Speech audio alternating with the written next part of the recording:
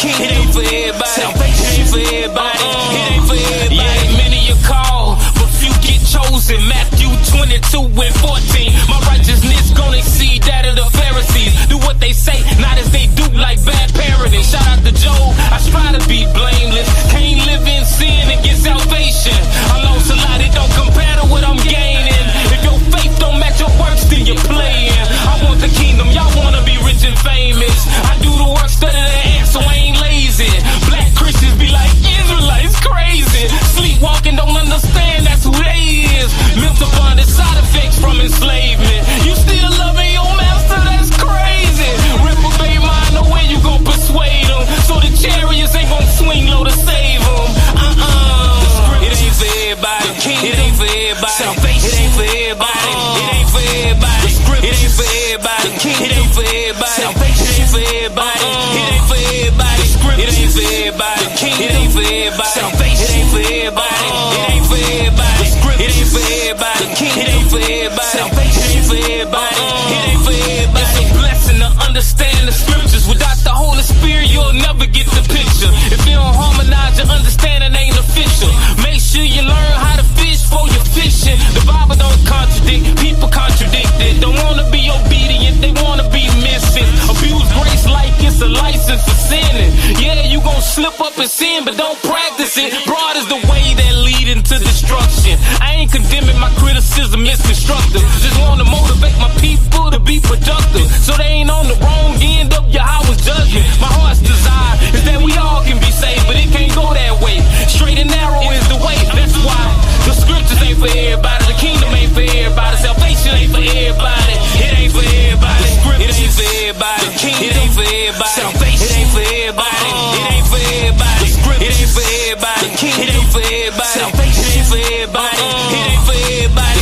It ain't for everybody. It ain't for everybody. Salvation ain't for everybody. It ain't for everybody.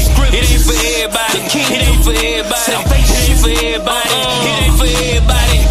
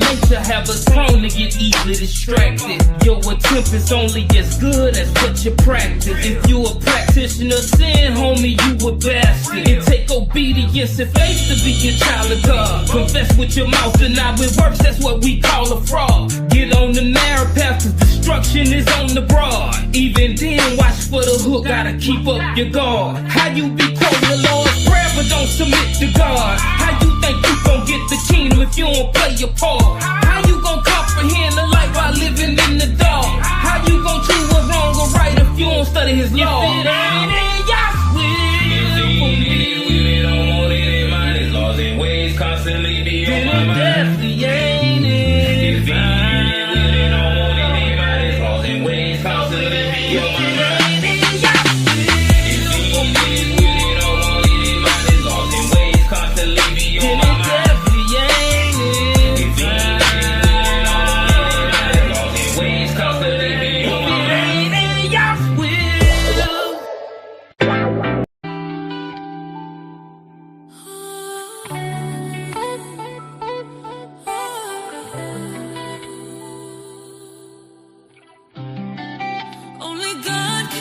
Cause I can't do it by myself. No, I can't.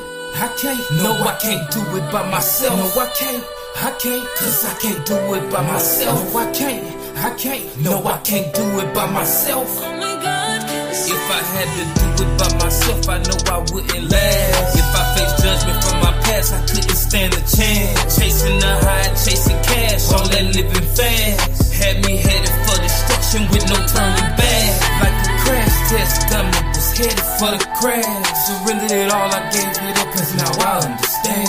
Without the Most High, I'm nothing, my works are filthy rags. I took His grace and His mercy, but didn't take none for granted. Follow Messiah very closely, I know He's standing. Know I'm gon' go through tribulation, but none that I can't handle. Then with the Holy Spirit, yeah, I'm tuned into the channel. Only look for approval from God, so I ignore the channel. A lot of love, the things of the world don't even matter. Got on my armor, cause every day I'm prepared for a battle. I take heed to myself, cause falling out the faith, it can be grand. No weapon shall prosper, but they don't mean that they ain't gon' get cracked. If evil gon' tempt me with something that's tempting, I know that He cracked. My help, it come from God, He in charge, I know that He bad. So I ain't giving up, I gotta win, just like it's a trap. Only if I endure to the end is God gon' save me. Cause I can't do it by myself. No, I can't.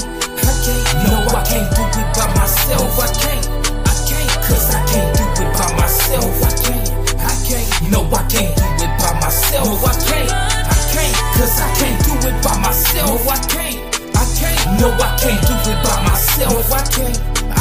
Cause I can't do it by myself. No, I can't. No, I can't do it by myself. Only God can save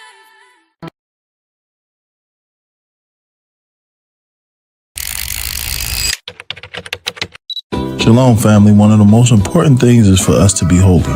Now, what does that mean? That means we have to separate ourselves from the world and build unity and community. Grab yourself a shirt that expresses that message, and let's not just talk about it, let's live it. Ain't no free will, it's all predestinated. From every death to every child brought forth through copulation. From the spouse that you choose to your current occupation, you either receive mercy or Yahweh's indignation. I can recollect on times that I could have been dead. Caught lacking, no strap, I had a knife instead. Played it cool, he wanted to kill me for how I used to move. Had to match his energy, portray that I was strapped too. But inside I'm praying to God, hoping he don't shoot. Till I'm whooping, telling him I know what he won't do.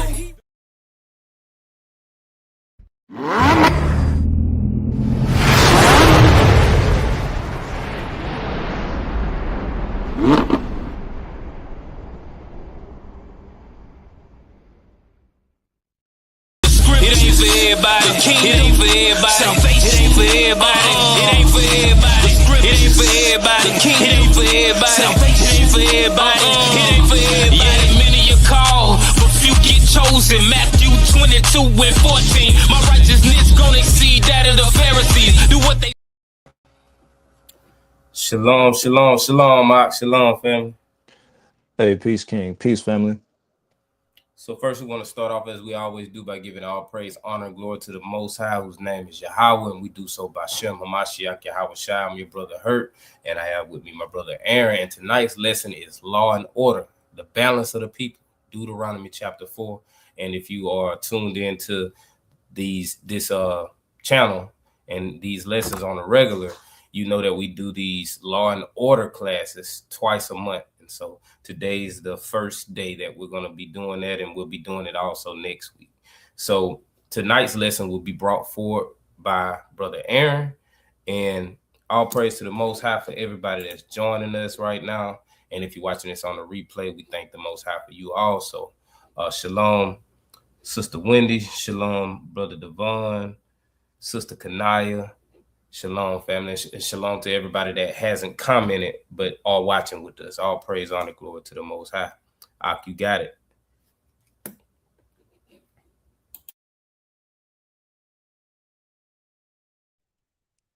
Mic check. How am I sounding? Sounding clear, Ak. Okay. I was having a little bit of some connection issues, so if I go out, just y'all just put twos in the chat, and y'all let me know. But all praises to the Most High. Peace and blessings, family. I hope everybody is well. And just as a brother said, it's another installment of the Law and Order classes where we go through the Torah and give the sense. This week we're on Deuteronomy chapter 4. And before I jump into it, just like always, make sure to like the video, make sure to subscribe if you haven't already.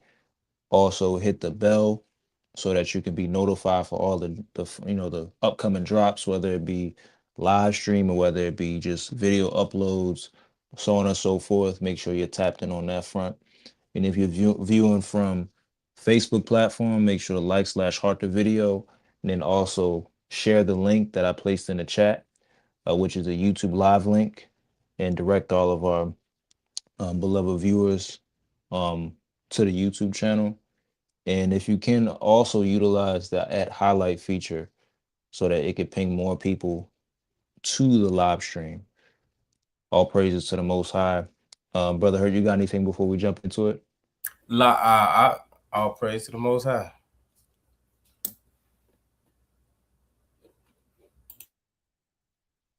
Hopefully I'm not in the matrix. You couldn't hear me, King? Oh, you on mute, King. Yeah, no, I'm unmuted right now. Can you hear me? You might be in the matrix, unless it's my Wi-Fi. Can y'all hear me? If y'all can hear me, put a 1 in the chat.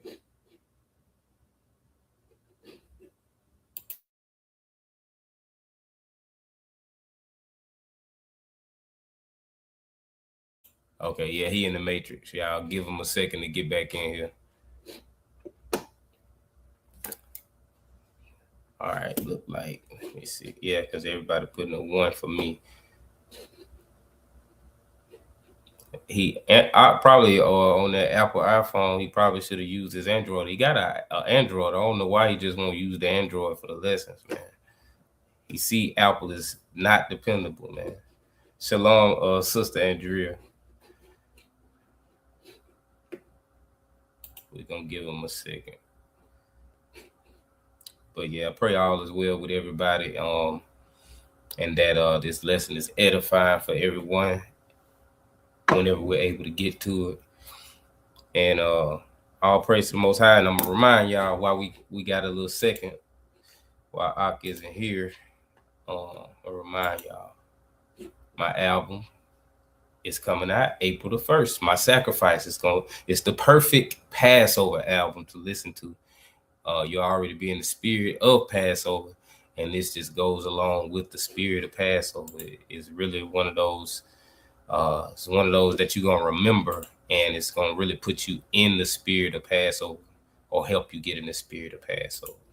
And I'll take this so everybody can see the entire album cover. And also, let me see. I'll put my track list up. Let's see. So yeah, here we go. So this is the track list, and it's a few features on it, about four different features.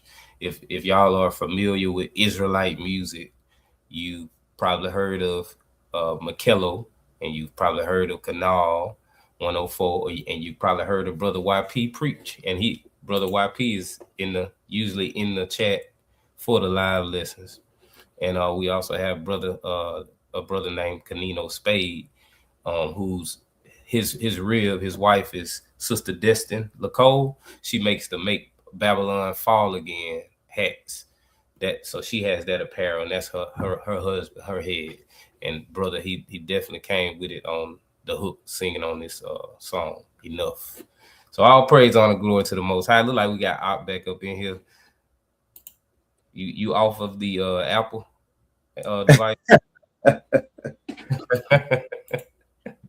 Hey, how am I sounding? Sounding better. You on that Android, ain't it? Nah, I'm on a MacBook, man. Yeah. All praises to the Most High. All praise. Con. But yeah, my audio is straight though. Con. Is my volume good also? Yes, sir. Con. All praises to the Most High. So if there'll be nothing further, we're gonna jump right into it. Deuteronomy chapter 4. Let me get my screen shared also.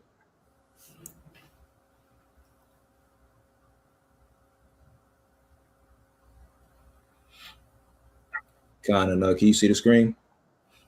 It's coming up. There we go. Yes, sir. Con.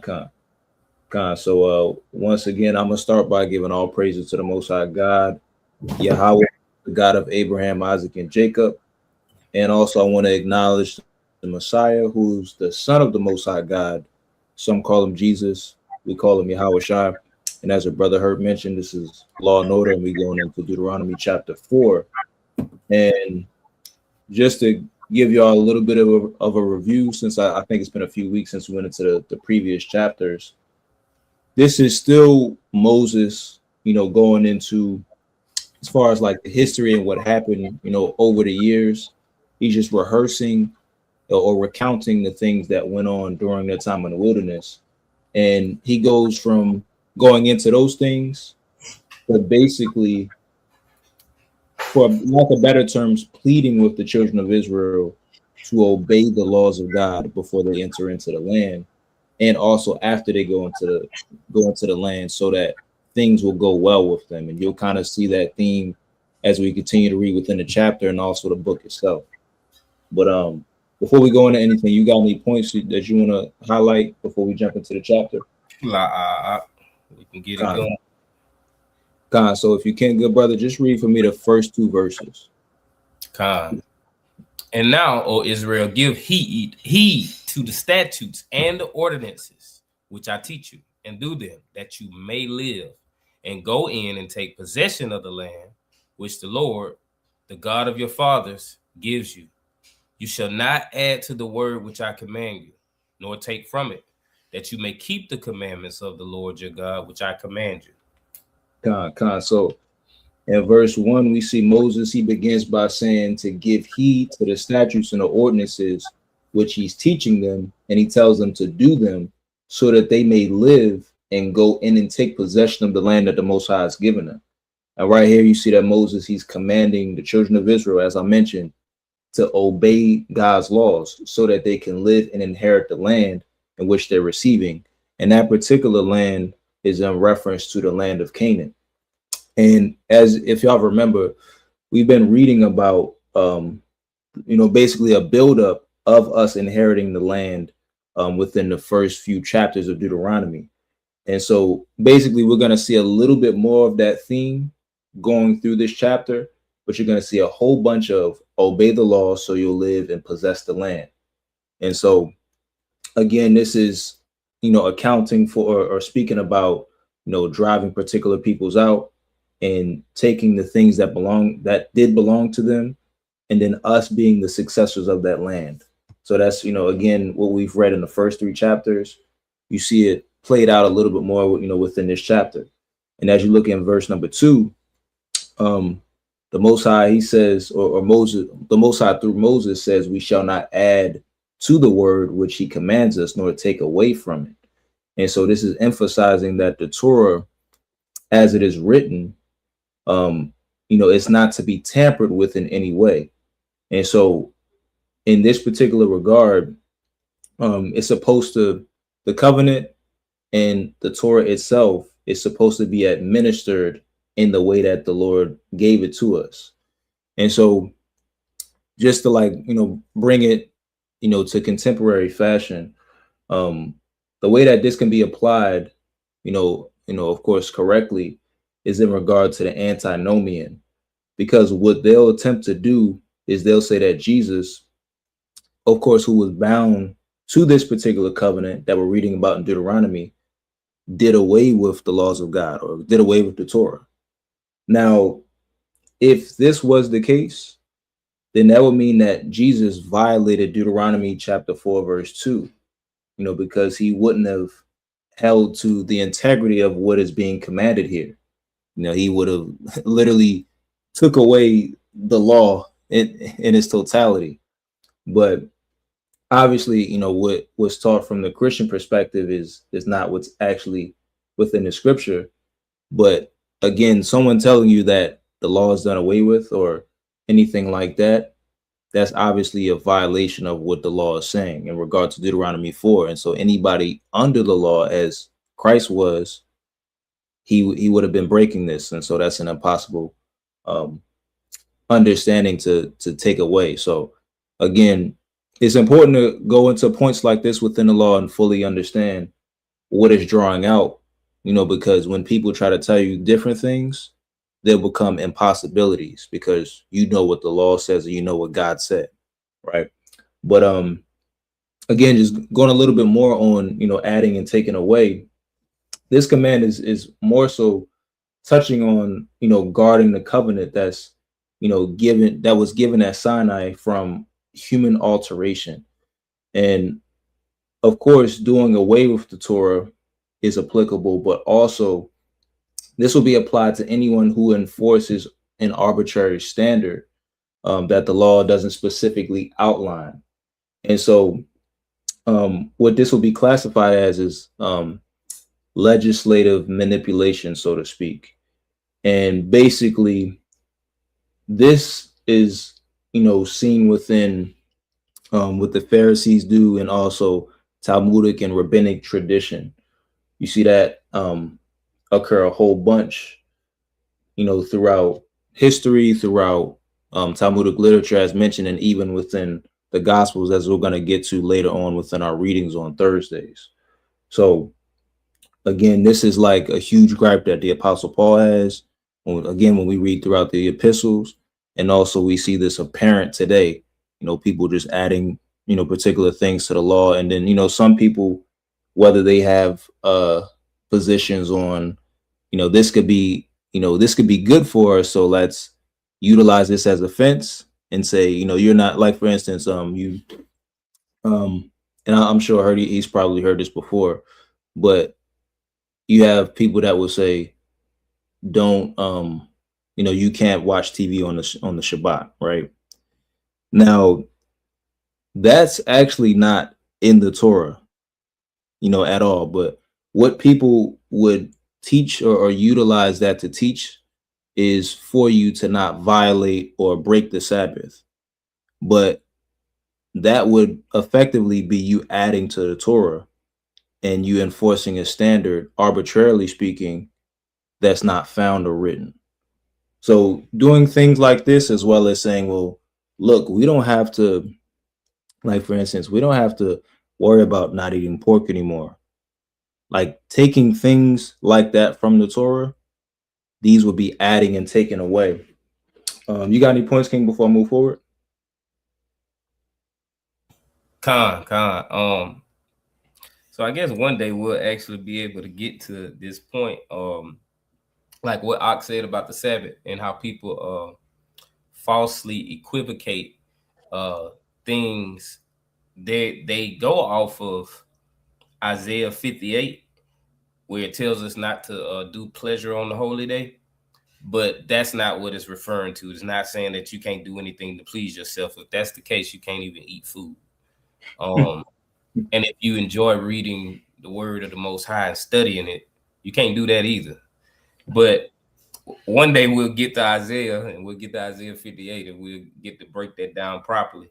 But just like Ak was speaking on earlier, it's definitely an illogical fallacy. That's what I call it.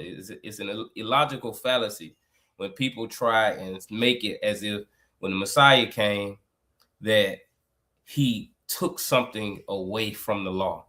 When if we understand the whole purpose of why he came, we understand the words he spoke. He said that he didn't come with any new commandments. He came with what the Father gave him to speak. He didn't just make up something and then said, these are my commandments.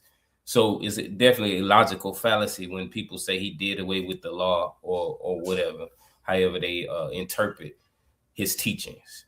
But yeah, all praise to the Most High. Gone.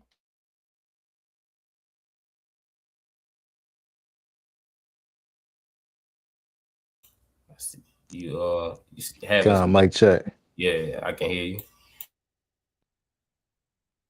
Kind of all praise to the Most High. Hopefully, my audio is good, man. I switch back to my mobile device so I can maneuver around a little bit better. So all praise to the Most High, and excellent points, King. And yeah, one day, Lord willing, we can get to Isaiah. I mean, we're bound to get there at some point. It's going to be a while because this Torah is going to be a good while just to get through. So, And I think you know what? I think we've already addressed it. mhm. I did I do a lesson on the Sabbath, if I ain't mistaken? Like I, what you can and can't do on the Sabbath. I think it was actually, yeah, I believe so. I yeah. believe so. Yeah, kind of. No, absolutely. And yeah, yeah. And if y'all haven't, y'all go and check the channel out because there are topics that have been addressed on this particular channel that like sometimes I might even forget about. Like, man, we Con, went into that, and then it might be a sister Wendy. She might post the link. Like, dang, like then I go and look. I'm like, man, we did go into that apparently, but yeah, y'all check out the channel. A plethora of topics that we went through. All praises to the Most High. But con. She'll probably end up posting it in the chat. If you could find that, Wendy placed that in the chat, that lesson that we did on that. Because now, God, now we probably got people's wheels turning about what they can and can't do on the Sabbath. God, God, God, all praises to the Most High. Um, but I want to give y'all another example, another contemporary example of like adding and taking away to the Torah. One would be, and we see this a whole lot, just especially here in the Americas specifically, but it's requiring us in the exile, us that's been exiled from our land, to tithe every Sunday or whenever. I think it might be every 2 weeks or so, every 2 Sundays. And if you don't, then you're rendered a sinner. Now, this happens, of course, and I don't want to put it all on Christian church. So it happens there, of course, but you even see it within like Israelite identifying congregations, to be fair. But this is an example of both adding and diminishing from the law at the same time. Because for one, there isn't an expectation via the Torah for one outside of the land in the diaspora to tithe. Specifically, when you read, and we're going to get there, but when you read in the book of Deuteronomy, the 12th chapter, it touches on tithing specifically. And this was to be brought to the place in which the Lord put his name at. The Lord didn't put his name at uh, what is it, Ebenezer Baptist Church on Liberty Road and wherever down South Alabama, Mississippi. That's not what the Lord is speaking about when you read within the Torah. But specifically, and that as you see time go on, what was in reference was Jerusalem. And so when you read within the Torah, tithing is very specific to the land of Israel. And so enforcing it on someone to do so, especially while within exile or captivity outside of the land of Israel, and then rendering them a sinner would be you causing the law to be added to. And then also you're taking away from the law because you're not enforcing or upholding the standard of bringing the tithes to the place where the Lord has put his name at.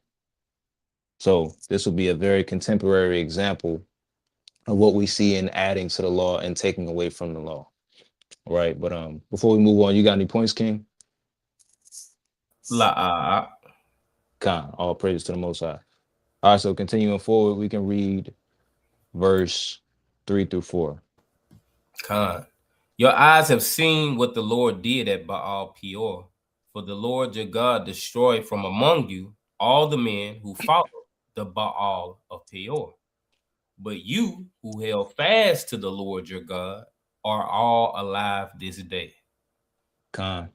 So here, basically, what's retold is the matter at Baal Peor, which takes place initially in the book of Numbers, the 25th chapter. And so as you read within Deuteronomy and also within the account, it speaks about how the Most High destroyed many, but those who held fast to the Most High are alive this day.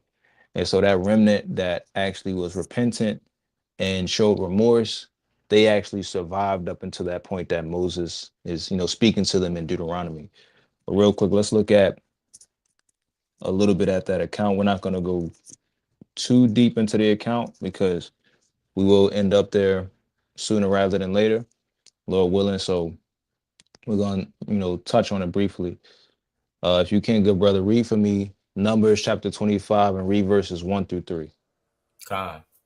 While Israel dwelt in Shittim, the people began to play the harlot with the daughters of Moab. These invited the people to the sacrifices of their gods, and the people ate and bowed down to their gods. So Israel yoked himself to Baal of Peor, and the anger of the Lord was kindled against Israel. Con. So the children of Israel, as you read within this passage, they're within the land of Shittim, which is east of the Jordan, and it's within the region of Moab. And it says they played the harlot with the daughters of Moab. So basically, what's conveyed here is that female Moabites and Israelites indulged in illicit acts. And what's alluded to is that those acts were sexual acts coupled with idolatry. So the Moabites, specifically here, would be cult prostitutes for the respective deity, and that deity is identified as Baal Peor, and this angered the Most High. Now let's see what happened in response to that. Read verses 4 through 6. And the Lord said to Moses, take all the chiefs of the people and hang them in the sun before the Lord, that the fierce anger of the Lord may turn away from Israel. And Moses said to the judges of Israel, every one of you slay his men who have yoked themselves to Baal of Peor.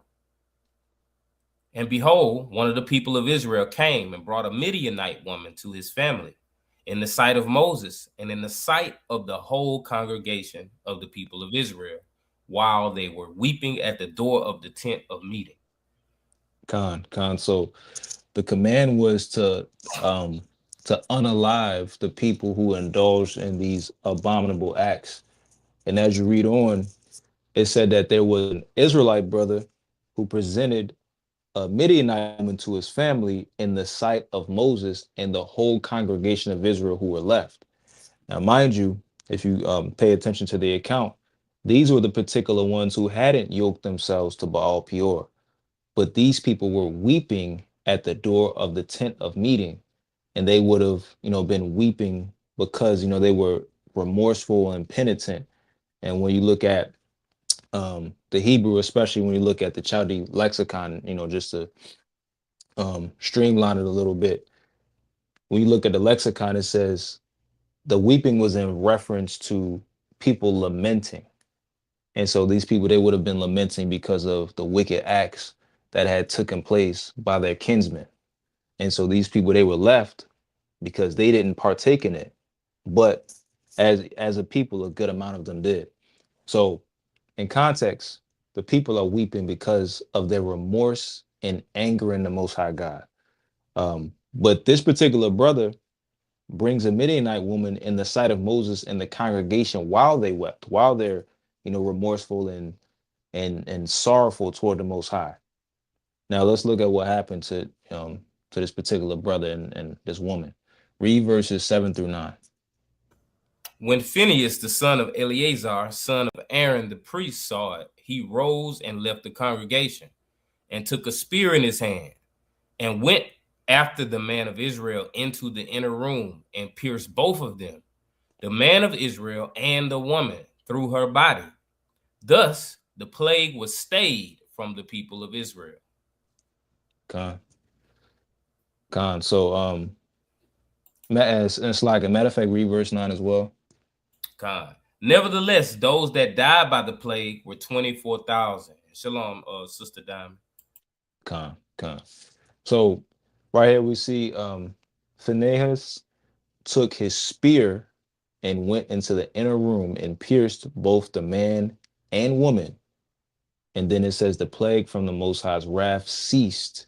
And when you continue to read throughout the chapter, You'll get additional information on who the names of the people were that were killed, particularly. And then you'll also see about the covenant of the priesthood being established with Phinehas.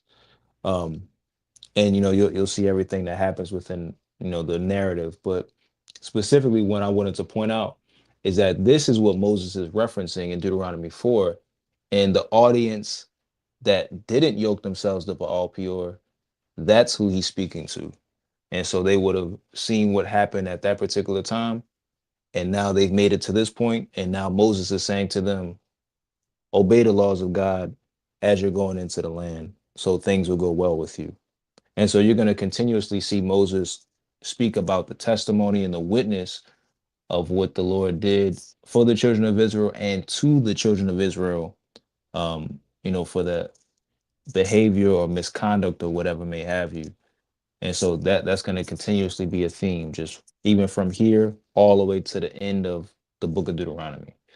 But you got any points, King, before I move on? You got it. Con, all praises. So we can jump back to Deuteronomy chapter 4. And if y'all, ever have any questions about anything, y'all can drop them in the chat at any time. It's no big deal at all. But we continue on. You can read verses 5 through 8. Behold, I have taught you statutes and ordinances as the Lord my God commanded me, that you should do them in the land which you are entering to take possession of it. Keep them and do them. For that will be your wisdom and your understanding in the sight of the peoples, who, when they hear all these statutes, will say, surely this great nation is a wise and understanding people. For what great nation is there that has a God so near to it as the Lord our God is to us, whenever we call upon him? And what great nation is there that has statutes and ordinances so righteous as all this law which I set before you this day? Con. So within these particular verses, you see that Moses continues and speaks on how they were taught statutes and ordinances as the Most High told him. And this was for them to do in the land that they were about to possess. And he tells them again to do and keep what's commanded, because it would be their wisdom and understanding in the sight of the peoples, so that they could say, surely this great nation is a wise and understanding people. And as you continue on, the sentiment is going to be that the Most High is near to us whenever we call upon, or whenever we call him. And, this would be the perception, because the Torah says when we obey the law, we receive good. And this is seen and understood by the nations round about us, as you see throughout the biblical narrative. And just real quick, just to show y'all this theme, let's go to the book of Leviticus 26, because this is, expressly spoken about in Deuteronomy. Is going to go into this a whole bunch, especially when we get to Deuteronomy chapter 28. That's the whole chapter. If you obey what God says, good is going to, overcome you.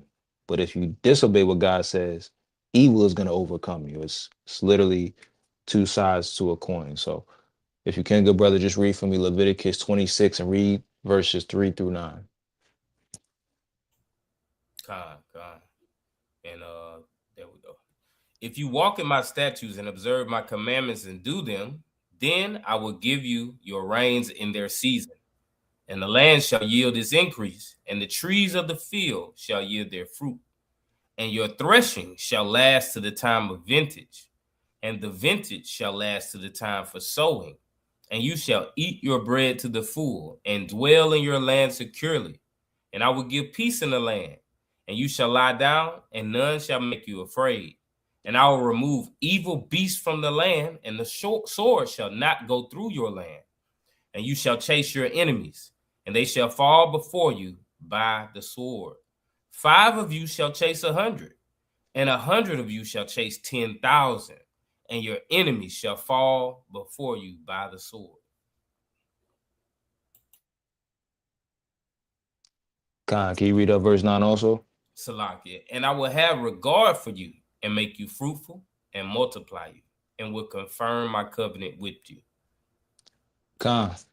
So right there through those 6 verses, the motif or the theme there is that the Most High is blessing our people.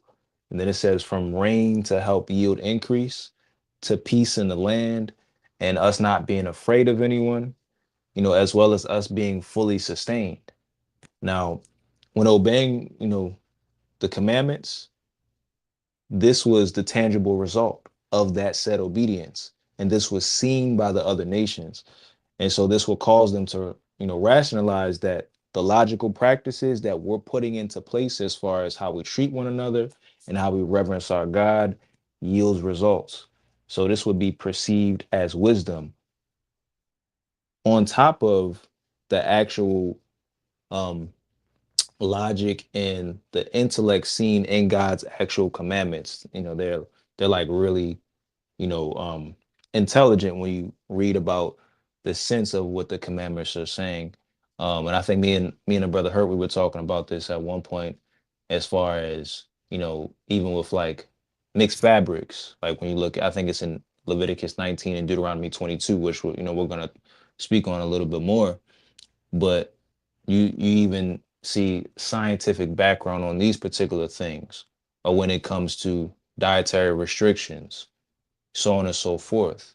So there's an intellect behind that. And then also there was a result in us obeying these particular things. So when good came to somebody from doing a particular thing, you would look at them as, hey, they have some wisdom. They're doing the right thing and good things are coming to them and they're continuing to do so. So you would look at that person as wise and understanding.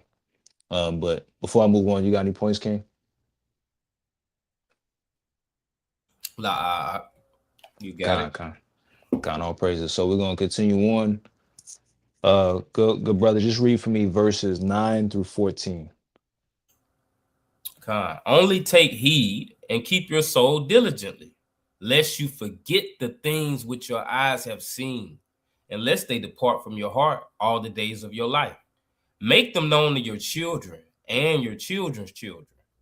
How on the day that you stood before the Lord your God at Horeb, the Lord said to me, gather the people to me, that I may let them hear my words, so that they may learn to fear me all the days that they live upon the earth, and that they may teach their children so.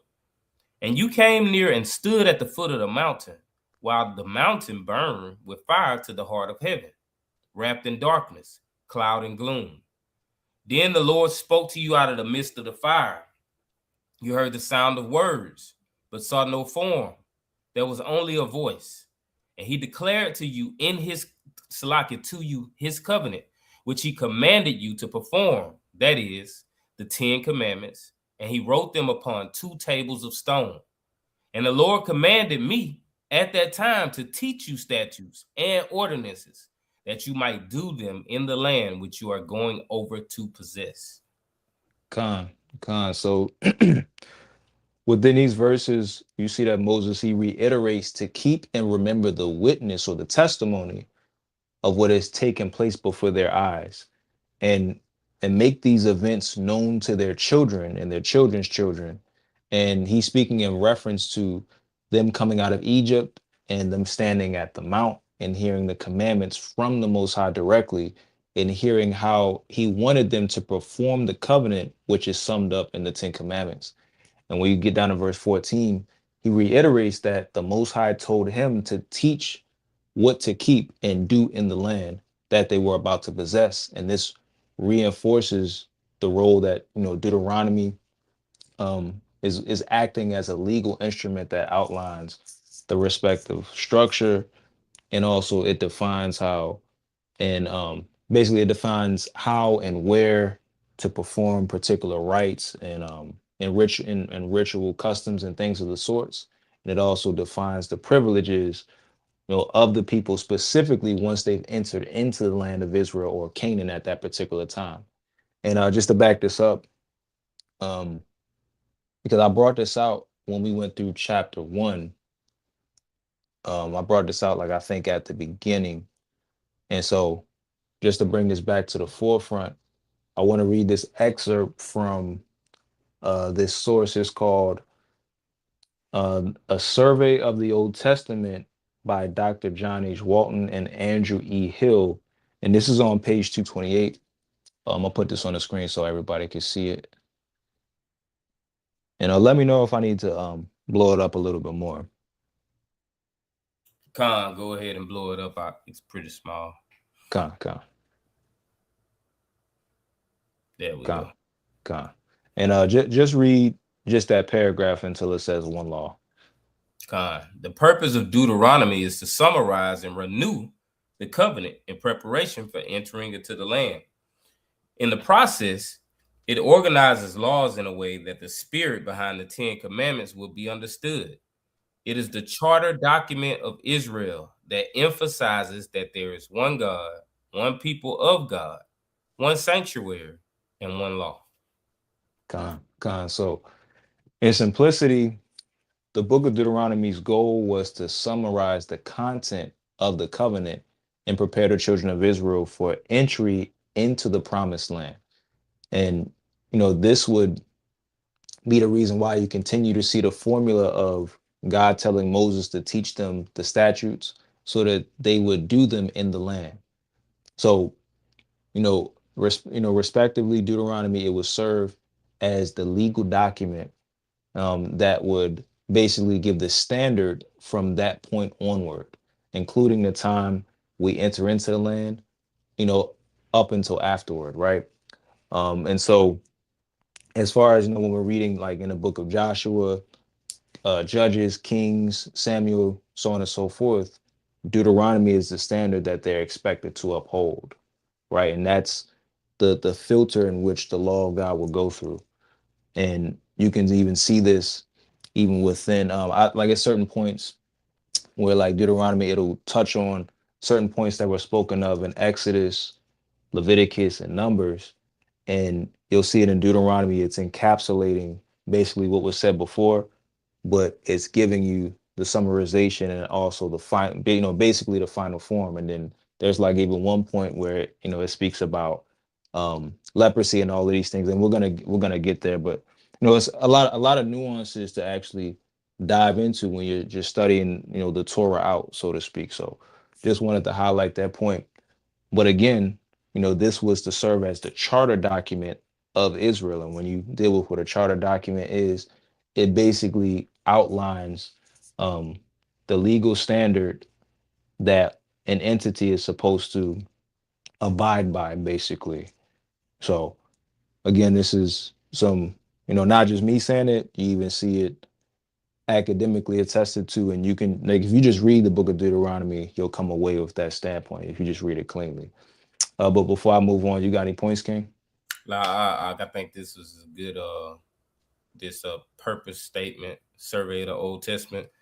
I think that's dope. It's a dope summary of what actually is contained in the book of Deuteronomy. Con, all praises to the Most High. And just as I mentioned before, y'all make sure to place any questions y'all have in the chat. If I'm moving too fast, y'all could always say, hey, slow down. What was that last point? So on and so forth. It's all good. But moving forward, we can go to, let's jump down to, we have 15. So you can read verses 15 all the way down to 20. Con. Therefore, take good heed to yourselves, since you saw no form on the day that the Lord spoke to you at Horeb out of the midst of the fire. Beware lest you act corruptly by making a graven image for yourselves in the form of any figure, the likeness of male or female, the likeness of any beast that is on the earth, the likeness of any winged bird that flies in the air, the likeness of anything that creeps on the ground, the likeness of any fish that is in the water under the earth. And beware lest you lift up your eyes to heaven, and when you see the sun and the moon and the stars, all the hosts of heaven, you be drawn away and worship them and serve them, things which the Lord your God has allotted to all the peoples under the whole heaven. But the Lord has taken you and brought you forth out of the iron furnace, out of Egypt, to be a people of his own possession, as at this day. Con.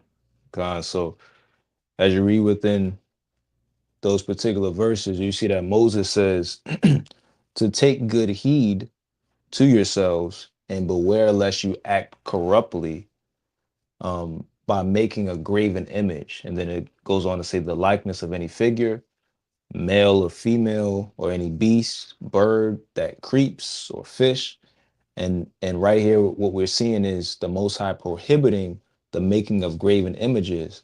And he expounds by alluding to actual examples of animal-based deities or deities that you would have seen historically within the land of Egypt. And so he mentions the bird, and you had a hawk deity, you also had a cow deity, so on and so forth. And so basically the command here is that we're not to emulate the creation of those particular deities, because what would happen is it would draw us away from worshiping our deity, which is the Most High Yahweh. And in turn, this is why this point is highlighted and included. And so when you continue on, it makes mention that the Most High, not those other deities, was the one that claimed us as his people and brought us forth from the iron furnace. And when you look at that phrase iron furnace, it's pretty much synonymous with Egypt. And the iron furnace is basically a euphemism for like harsh bondage or affliction. And, basically in simplicity, it would be hell, right? But again, the Most High was the one that claimed us as his people and brought us from affliction and all of those things, not those other deities. So it's being harped on for us to not act corruptly by creating other deities and then us being drawn away to worship those things instead of the deity that actually protected us and guarded us, so to speak. But you got any points, King, before we move on? Just one point. Con. That these idols that we're looking at, that we're being commanded not to make, it says that they're graven images. And it's Mm-hmm. important that we understand what graven images and the graven images, because that's a carved image. Yep. Because a lot of people will take this and say, okay, so you got a necklace on, a chain on with a charm, and it's whatever. It could be a bird or whatever, and they'll just see you got an idol on your neck, brother. That chain isn't a carven image, and if you're not worshiping it, it's definitely not an idol. So looking at the context of what it's speaking on is telling us not to make these different images, carve these images, and basically worship these images as if they're your God. Not just you can't. It's because if we're saying that we aren't to have any type of image in general, we all would be guilty of this, of idolatry, because somewhere, in some way, shape, or form, in your house or something you own, there's a carved image. Not carved, but there's an image in your presence. But yeah, you got it. Excellent point to highlight, because even within the Torah itself, when you read Exodus 25 all the way towards the end, I think it might be in maybe 31 or like 33 or something like that. It speaks of Bezaleel, and he was of the tribe of Judah, and he was hired to work to help create and furnish some of the carves or the chiseled work within the tabernacle, while as it was about to be erected. And so we wouldn't dare say that that was sin or wrong or idolatry. But in the graven image in context of idolatry is very specific to a carved or chiseled work with the purpose of being worshipped. And so obviously, just like people, like they've abused that concept to like a ridiculous degree. Like they'll say, well, if you got like if you got like what did they say? What's the so-called Star of David? You got the so-called Star of David on your neck. Hey, brother, that's idolatry. That's the most common one. But like that's not what the scripture is talking about. It's very, very specific. And the context is worship of other deities that aren't the Most High. So excellent point to highlight. Appreciate it, King. And just to make a point off what you said, like Mm-hmm. the cherubims in the Mm-hmm. tabernacle, the Most High commanded those to Con. be carved, those images to be carved. So do we say that those graven images, because they're graven, they're carved images, are we gonna say that when people were worshiping them just because they were graven images? Nah, they were carved for a certain point and a certain reason, not for worship. But yeah, you got it. Exactly. Con. Let's continue on. Let's read verses 21 through 24. Furthermore, the Lord was angry with me on your account, and he swore that I should not cross the Jordan, and that I should not enter the good land which the Lord your God gives you for an inheritance. For I must die in this land. I must not go over the Jordan, but you shall go over and take possession of that good land.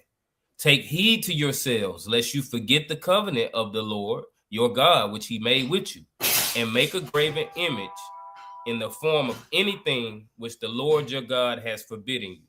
For the Lord your God is a devouring fire, a jealous God.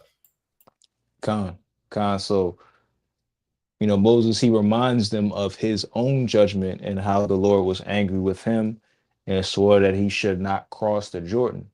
But they themselves, they will go over, or they will go over and take possession of that good land. And we went over that in the book of Deuteronomy 1. I believe 2, it touches on it, and also 3 extensively, it touches on it. But right here, he's reiterating that particular point because of Israel's disobedience earlier. And he touches on, or he speaks about his particular reaction and how that, was the catalyst on him not being able to enter in. And also there are other things, if you read, within to the text a little bit more, distinctly. But nonetheless, the point is that he won't enter into the land of Canaan. So Joshua and that particular generation, they're going to carry on. And as you see within 23 and 24, when you jump on down, it says that Moses, he tells the children of Israel after he's gone, they must guard the covenant and not forget it by turning to idols. And, this is important because the Most High is jealous for his people. And when we don't guard the covenant and we turn to idolatry, this provokes the Most High to anger. So this is just a clear motif and theme that you see all throughout the text. We disregard the covenant and turn to idolatry or turn away from the Most High. The Most High gets angry with us. And what happens to us typically is judgment or consequences are exacted onto us. And then, we go through different things. We cry out to the Most High. You specifically see that a whole bunch in the book of Judges. It's expressly shown there. But this is all throughout the Bible, even up until today. But you have any points before we move on, King? All praise to the Most High. So let's read 25. Let's read 25 on down to 31. When you beget children and children's children and have grown old in the land, if you act corruptly by making a graven image in the form of anything, and by doing what is evil in the sight of the Lord your God, so as to provoke him to anger, I call heaven and earth to witness against you this day that you will soon utterly perish from the land which you are going over the Jordan to possess. You will not live long upon it, but will be utterly destroyed. And the Lord will scatter you among the peoples, and you will be left few in number among the nations where the Lord will drive you. And there you will serve gods of wood and stone, the work of men's hands, that neither see nor hear, nor eat, nor smell. But from there you will seek the Lord your God, and you will find him, if you search after him with all your heart and with all your soul. When you are in tribulation and all these things come upon you in the latter days, you will return to the Lord your God and obey his voice. For the Lord your God is a merciful God, He will not fail you or destroy you or forget the covenant with your fathers, which he swore to them. Con. So as we see within the first few verses, we see that Moses, he lays out what will happen, if Israel sins in the future. And he said, in specific, when you act corruptly by making a graven image, and then he says, I call heaven and earth to witness this day that you will utterly perish from the land and you will be utterly destroyed. And then he goes on to say, the Lord will scatter you among the peoples and you will serve gods of wood and stone. And this is a particular consequence of us sinning against the Most High. And as I mentioned before, you see this, and we're going to go into this a lot more extensively in the book of Deuteronomy chapter 28. But you also see this beforehand in Leviticus 26. And I'm going to touch on that a little bit more. But as you look in verses 29 through 31, it touches more so on the restoration aspect. And he goes on to say, um, from where we're scattered at, we're going to seek the Most High and we're going to find him. But this comes after us searching after him. And what's going to happen is, we're going to obey his voice. And then what he goes on to say is that the Most High is merciful, or he's a merciful God, and he won't destroy us even while we're in exile and we've done all of these particular things.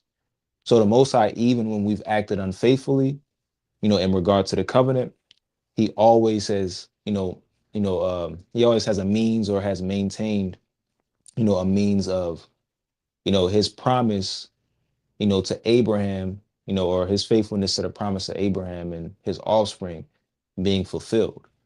And you can read, that particular point all throughout the Bible. But you can even read this specifically within the Torah before this particular point in Deuteronomy. And I'm going to bring it out real quick. I'm not going to belabor that point. We're going to go back to Leviticus 26. And I'm going to just have you read verses 40 through 42. Con. But if they confess their iniquity and the iniquity of their fathers in their treachery committed against me, and also in walking contrary to me, so that I walked contrary to them and brought them into the land of their enemies, if then their uncircumcised heart is humble and they make amends for their iniquity, then I will remember my covenant with Jacob, and I will remember my covenant with Isaac and my covenant with Abraham, and I will remember the land. Con. So when we begin to display contrition as a people toward the Most High, then what will follow is the Most High having mercy on us and remembering what he promised to our fathers. And that promise, as it mentions, is the land. But it's also, when you read within the rest of the first 5 books of the Bible, it includes the land, us being fruitful, and the Most High being our God. And you can read that initially even with Abraham. Let me bring this out in Genesis. You can read Genesis 17. Just read, I'm not going to touch on it too deeply, but just read 2 through 8. And I will make my covenant between me and you, and will multiply you exceedingly. Then Abram fell on his face, and God said to him, behold, my covenant is with you, and you shall be a father of a multitude of nations. No longer shall your name be Abram, but your name shall be Abraham. For I have made you the father of a multitude of nations. I will make you exceedingly fruitful, and I will make nations of you, and kings shall come forth from you. And I will establish my covenant between me and you and your descendants after you throughout their generations, for an everlasting covenant, to be God to you and to your descendants after you. And I will give to you and to your descendants after you the land of your sojournings, all the land of Canaan, for an everlasting possession, and I will be their God. So we see in the text the aspects of the covenant. And then it says Abraham's offspring multiplying and being fruitful, and then the Most High being our God, and us inheriting all the land of Canaan for an everlasting possession. Keep in mind those words, all the land of Canaan, and then it says everlasting possession. So, the Most High, he said this, and this has to take place because his word can't return void. So again, this is why we see just throughout the biblical text, especially within the law of the prophets, mercy is built into those respective places. And that's why you even see Paul later on in the New Testament. And we went into this like a few weeks back in the Romans lessons, where it says justification witnessed by the law and the prophets aside from the law, the Most High's word has to come to pass. So again, of course, like we go off as a people and all of these things happen, but there's always some type of clause that makes it to where, okay, this is going to happen this particular way at a particular point in time down the line. So that's what's being spoken about in the book of Deuteronomy 4 and all throughout the Torah. But you got any points before we move on, King? Khan, I go back to Deuteronomy 4. And because I want to look a little closer at something we read. So when we look at verse 27, I start reading at 27, it says, and the Lord, and I'll read it from the translation you use. And the Lord will scatter you among the peoples, and you will be left few in number among the nations where the Lord will drive you. So we know this is speaking about after we went off, when we went against the law, statutes, and commandments, and the Most High scattered us among the nations, right? It says, and there you will serve gods of wood and stone, the work of men's hands that neither see, nor hear, nor eat, nor smell. We understand that in this day and age, a lot of our people are still stuck in this cycle of worshiping these gods of wood and stone. We understand we're still in the present time of being scattered among the nations. Let's go to 29.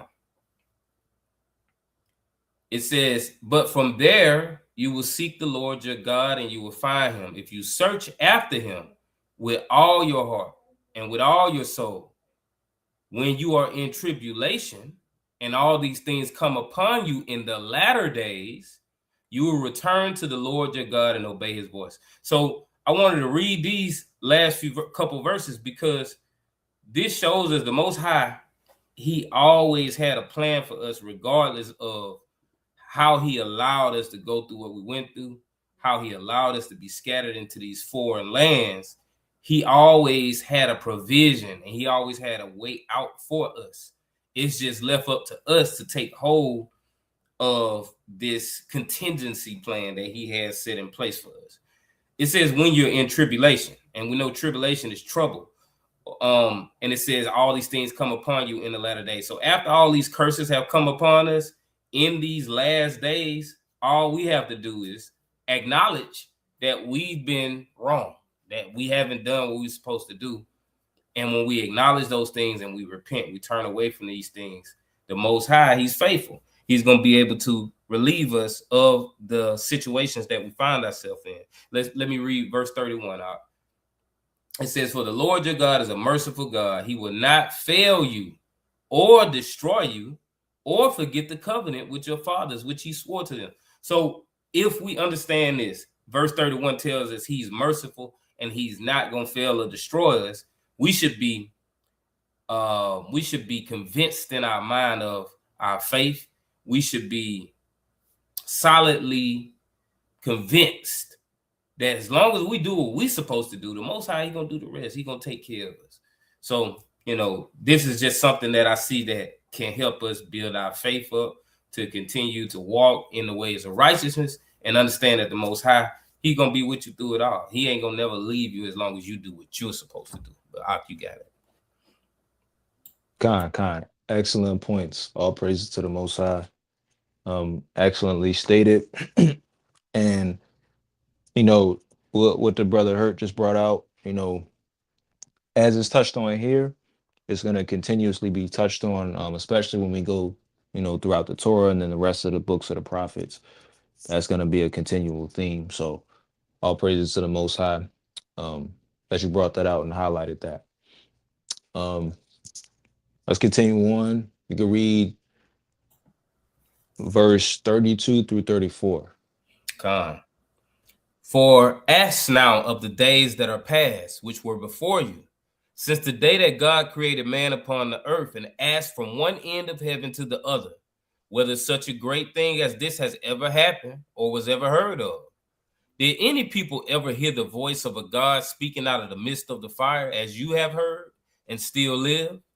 Or has any God ever attempted to go and take a nation for himself from the midst of another nation by trials, by signs, by wonders, and by war, by a mighty hand and an outstretched arm, and by great terrors, according to all that the Lord your God did for you in Egypt before your eyes?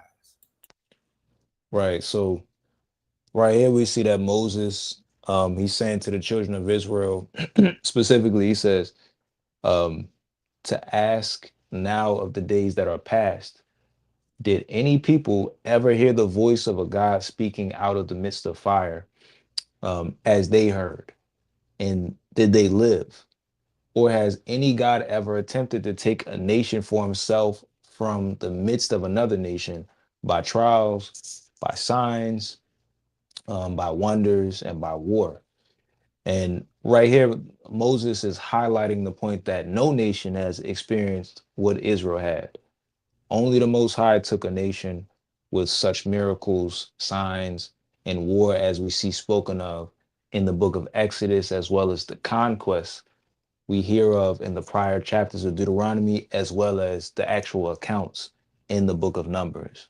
So Moses, again, he's highlighting the testimony or the written witness of the Most High and the children of Israel, what he's done for them, what he's done to them, so on and so forth.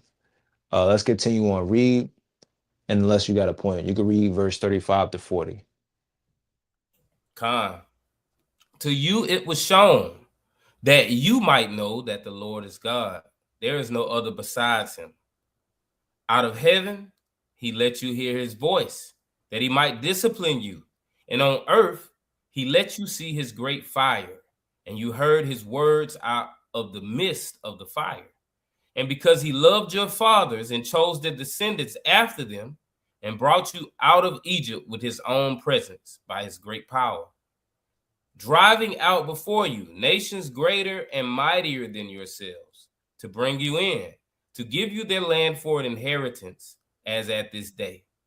Know therefore this day, and lay it to your heart, that the Lord is God in heaven above and on the earth beneath. There is no other. Therefore you shall keep his statutes and his commandments, which I command you this day, that it may go well with you and with your children after you, and that you may prolong your days in the land which the Lord your God gives you forever. Con. So right here, Moses, he then goes on to say that when you read down from 35 on, it was shown that they might know that the Most High is God and that there is no other besides him. And he's the one who delivered them with great power, as well as causing them to drive out the nations, that were, it says, mightier than them. And what we see in reference there is what we've read about in the book of Deuteronomy earlier on, and also Numbers.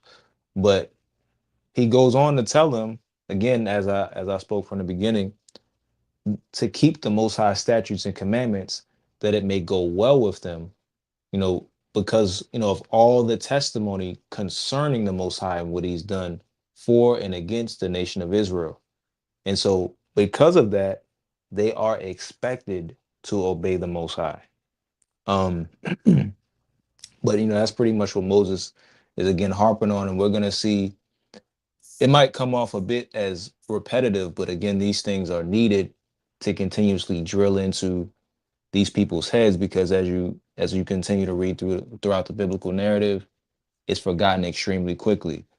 By the time of, I would say, Judges, the second chapter, I think it's the end of Judges 1, it says that the children of Israel did evil in the sight of the Lord, and they went and yoked themselves to idols. So it's like Moses told them all of these things, and a good amount of that generation, they got to see the active witness of what the Lord did for the children of Israel and to them, but they still acted corruptly and inappropriately toward the Most High. So, you know, to hard-headed people, you do have to continuously speak things and remind them and all of these things. But as you see within our history, for us, we still fell victim to disobedience and unfaithfulness toward the Most High. I want to highlight this person's comment. It says, "Thank God for your wisdom in opening my eyes to understanding of what the word graven truly means. Some people would say the cross symbol in your house, etc., is a graven image." Um, all praises to the Most High for opening your eyes. Um, T Butler, welcome to the stream. May the Most High bless you and and everything that you're indulging in. Lord willing is righteousness. Shout out to you. But you got any points, King? I don't think so. I think just to address the point in that comment, that the cross symbol in your house could possibly be a graven image. A lot of people do use that symbol for worship. You have people that will pray and hold that symbol as if it has some type of power in it. So it's more so about the action of the person and the intention mentally and spiritually of the person that can take an image of something and turn it into a graven image because they're using it in worship. So it can become idolatry, just for clarity's sake. But that's it. Yeah, just to add on, there are many things that can become instruments of idolatry. Case in point, the the brass serpent that was utilized in the book of Numbers. I think it's in chapter 21. That was utilized to heal the children of Israel from the bites of the serpents, because it said that much people were bitten by the serpents, and so Moses was told to fashion a brass serpent, and this would, anyone that looked upon the serpent, they would be healed. And the brother heard he went into this, I think maybe a few months back when when he went into John 3:16, I believe. But later on, as you read within the book of Kings, our people utilize that same brass serpent as an instrument of idolatry. So, like there are many things that get, perverted and used incorrectly. And, the cross is definitely one of those things, because when you look at what the cross was as an instrument, it was used to crucify the Messiah. And so, you see the New Testament writers, they speak about it, do we bring XYZ to the cross, and do we nullify the cross and all of these things? And so the cross in and of itself is not bad. But what you do see happening is people utilizing it in an evil and a corrupt way. So the intent is as the brother mentioned, is extremely important.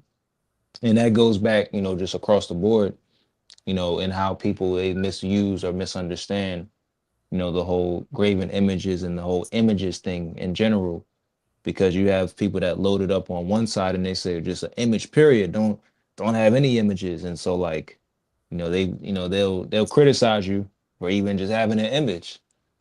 And then you have another person where they'll be, they might be a little bit too literal, or not literal, but liberal, I should say. And they and they'll kind of get themselves into certain things. But excellent clarification and point highlighted, for sure. You got any points, King? And I mean, just like we read earlier, we were going to be put into these different nations, scattered all around the world, and we was going to serve the gods of wood and stone.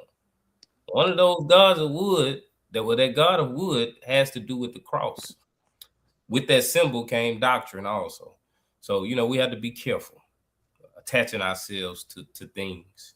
But yeah, you got it. All praise to the Most High. Beautiful lesson so far. All praises. Let's read 41 through 43. Khan. Then Moses set apart 3 cities in the east beyond the Jordan, that the manslayer might flee there, who kills his neighbor unintentionally without being at enmity with him in time past, and that by fleeing to one of these cities he might save his life. Bezer in the wilderness on the tableland for the Reubenites, and Ramoth in Gilead for the Gadites, and Golan in Bashan for the Manassites. God. So as we see in verse 41 through 43, Moses right here is designating 3 cities east of the Jordan to be cities of refuge for those who kill someone. And it says it uses manslayer in this particular translation. And it's argued that this is in reference to an unintentional killing. So this essentially is ensuring that even if someone kills somebody, specifically accidentally speaking, they can flee to one of these particular cities so that they can receive a fair trial rather than vengeance from the avenger of blood. And we're going to read about this more extensively within the book of Numbers, especially when we move on to that part of law and order. And also later on within the book of Deuteronomy, we're going to touch on that. But just real slightly, we're going to go into it now since it's mentioned in the chapter. So let's jump to the book of Numbers, chapter 35, and let's read to start off verse number 6. Khan. The cities which you give to the Levites shall be the 6 cities of refuge, where you shall permit the manslayer to flee. And in addition to them, you shall give 42 cities. All the cities. Okay, just 6. Just 6. Appreciate it. So, like, what you see in verse 6 is Moses, he had just finished, in context, he had just finished specifying and allotting cities for the Levites among the tribes to allow the Levites to dwell in. So in verse 6, among those particular towns of the Levites, 6 of them respectively among each tribe will be dedicated for a refuge town for someone who has killed someone to flee to. So these are amongst the Levites, and the Levites, what their job was to be, as you look at I think the thumbnail at the top, the base of the people, right? Because the Levites, specifically the priests, they acted as the base or the foundation to administer justice within the nation of Israel. So let's jump down to verses. You can read verse 10 through 12. Khan.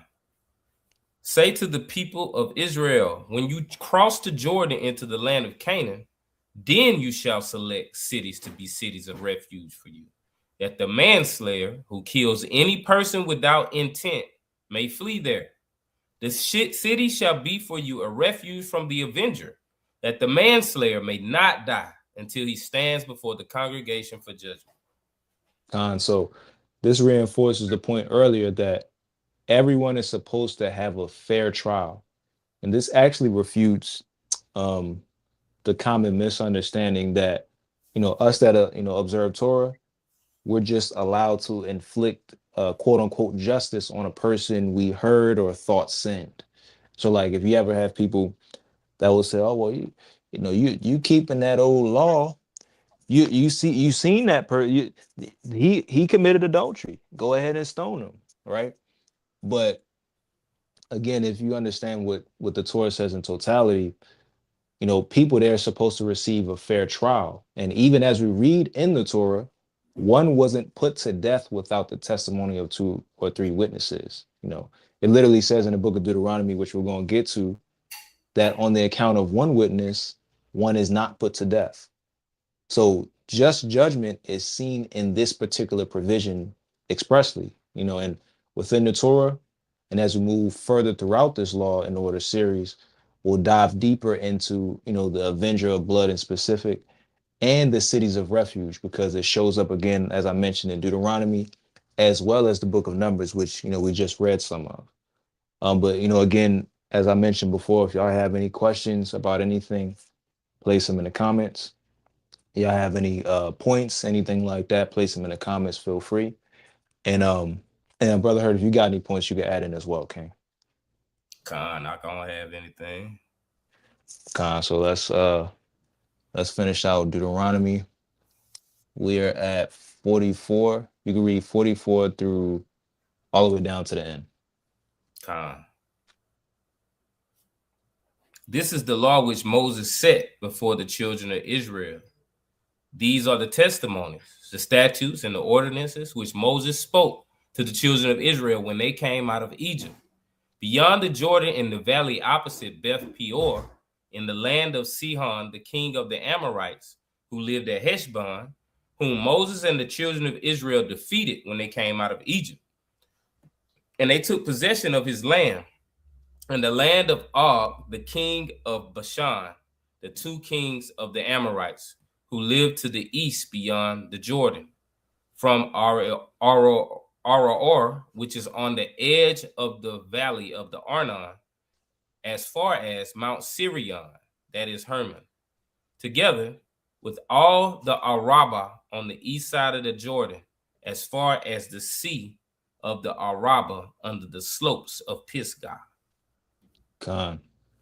So as we've seen in the last few verses, it says that this is the law which Moses set before the people of Israel, and that these are the statutes and ordinances. And statutes and ordinances, they're basically referencing enactments or a list of things and how to do it and what to do it. And then also ordinances, they would be decrees or judgments. So these are what Moses placed before the children of Israel, as well as the testimonies which was spoken to the children of Israel. And again, the testimony is in reference to the witness of what took place. Hence, Moses, when he says this, he follows it up with a summary of what actually took place. The exodus of the Egyptian, the Egypt, land of Egypt, and then the conquest of the territories mentioned. And then he gives a geographical breakdown of their specific locale. And then he specifies the valley of Arnon to Mount Hermon. And then he includes, all of the Arabah east of Jordan, which we read extensively within the book of Deuteronomy 2 and chapter 3. So he basically reestablishes that this teaching is grounded in their experience and history east of the Jordan. But it's not too much, for me to add on. I think that this is definitely a beautiful rehearsal from Moses, within these first 4 chapters of Deuteronomy. I appreciate all of y'all, sticking with us. I still see it's a good amount of people in here. So all praises to the Most High. This was a lengthy chapter, but thankful to the Most High that we were able to get through it.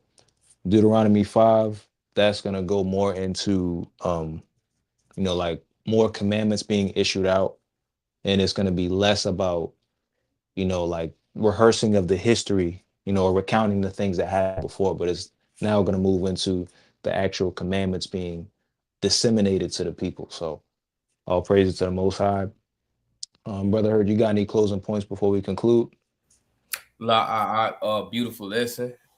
Very edifying, and all praise to the Most High. Y'all, next Tuesday we'll be in Leviticus chapter 4. So all praise to the Most High. Con, all praise to the Most High. Definitely looking forward to the next one. And we're gonna close it out. And if nobody has any questions, we're gonna close it out. Oh, you know what? All praise to the Most High. I just remembered this. If y'all aren't already, make sure to subscribe to my channel. I just put out a video, and it's a conversation that me and a particular brother he's of the Christian persuasion, but me and his brother, we had a good conversation on the law and also a little bit about Paul's epistles. We It was a pretty good back and forth, but he ultimately, said that I made a good point and that he would consider what I brought out to him. So all praises to the Most High for that. Most High willing, he actually receives it, and he takes a turn for the better. So if y'all are able to, make sure to go check that out, subscribe, like, all of those things. So all praises to the Most High. I put it in the chat. I still got to look at it. I ain't had the chance to check it out myself. Definitely gonna check it out. Con. All praise to the Most High. Definitely much appreciated. If there'll be nothing else, we're gonna close it out with Numbers 6 and 24 on down. Yahweh bless thee and keep thee. Yahweh make his face shine upon thee and be gracious unto thee. Yahweh lift up his countenance upon thee and give thee peace. And they shall put my name upon the children of Israel, and I will bless them. And with that, I'll say peace and shalom. Shalom, shalom, family.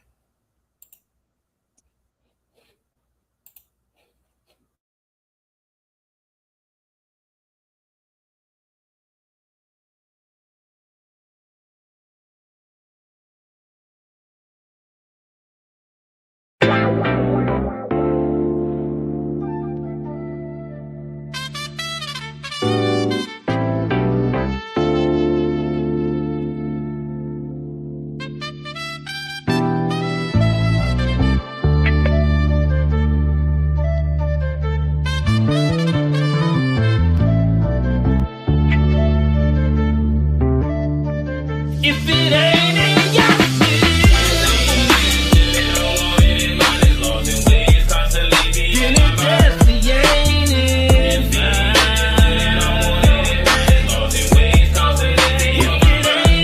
Yahweh,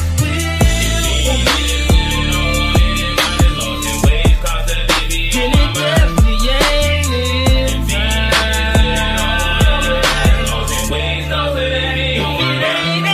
Can't let your feelings dictate the action. Our human nature have us prone to get easily distracted. Your attempt is only as good as what you practice. If you a practitioner of sin, homie, you a bastard. It take obedience and faith to be a child of God. Confess with your mouth and not with works, that's what we call a fraud. Get on the narrow path, cause destruction is on the broad. Even then, watch for the hook, gotta keep up your guard. How you be quoting the Lord's prayer but don't submit to God? How you think you gon' get the kingdom if you don't play your part? How you gon' comprehend the light while living in the dark? How you gon' choose what's wrong or right if you don't study his law? If it ain't in Yahweh, for me, we don't want it in mind. His laws and ways constantly be on my mind.